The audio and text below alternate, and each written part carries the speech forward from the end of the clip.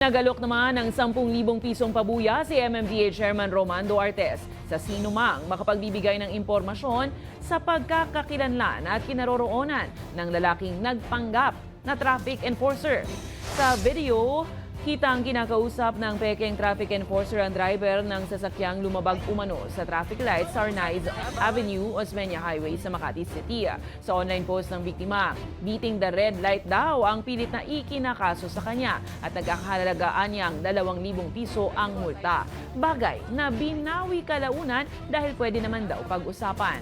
Handa namang magsampa ng kasong kriminal ang MMDA laban sa pekeng enforcer, habang iginiit na hindi nila tauhan ang nasa viral video ng tangkang pangunguto.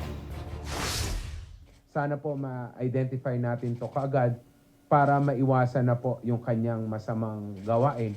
Dahil for sure marami na pong nabiktima itong tao na ito. At maiwasan po na magkaroon pa